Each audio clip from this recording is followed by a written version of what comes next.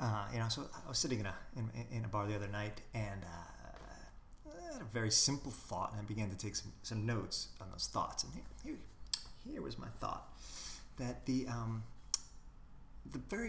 most radical philosophical move, or for me, what turned out to be the most radical philosophical move, was very, very simple, very basic, and then the sort of repercussions are sort of infinite from there, literally infinite.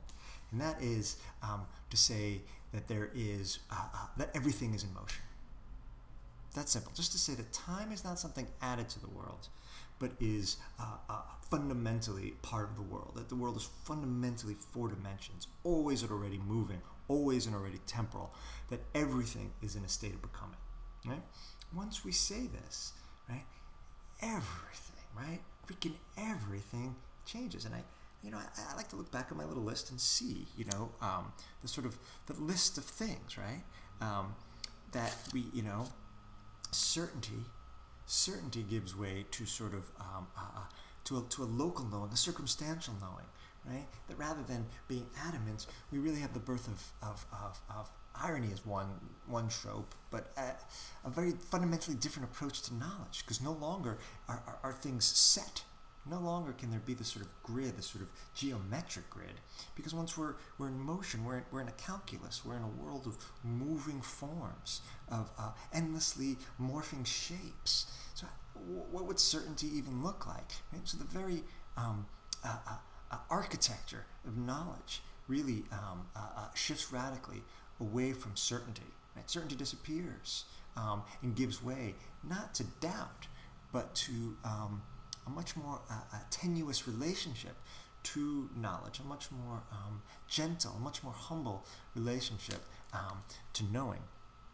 That in a way, knowledge gives way to know-how. That rather than knowing something, right, in motion, you have to know how to adjust, to move. You have to have skills. That knowledge gives way to know-how, right, which is, it makes knowledge or knowing an active verb, an action, rather than a noun, rather than something that's accumulated. Being something gives way to becoming, to shapes in motion, right? The limit goes from being this exterior fixed thing that binds, right, an interior state, to being something that pervades something, turns it kind of inside out and sends it along the sort of waves and trajectories and ooze of the endless sort of flux, the infinite flux of the world. The expert, as knowledge and certainty goes away, the expert is washed along in its ebb, leaving the amateur, leaving the negotiator,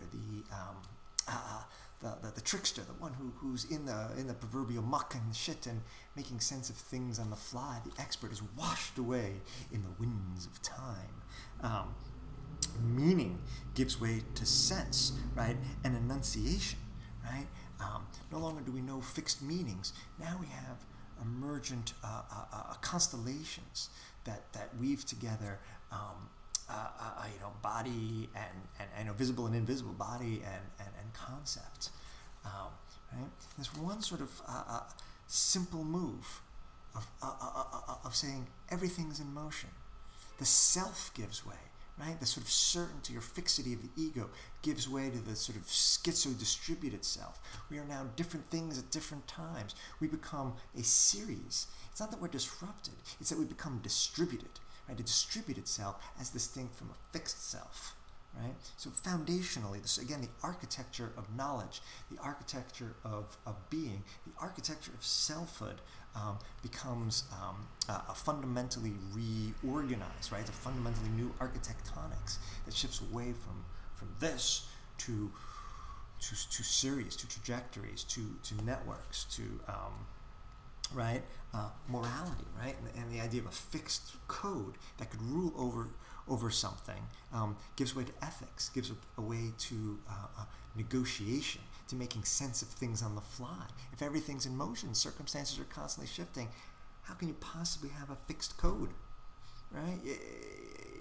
You usher in something very different, right? The art of the event, the art of making sense of things, rather than always reverting back to like in a linear sort of a geometric system, to a code, to some commandments, right?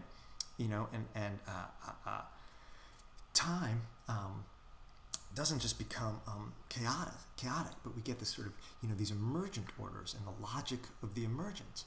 And, you know, philosophically, we get the move from Descartes and the will to sort of think being into being, as it were, and we get Bergson, right? We get Bergson.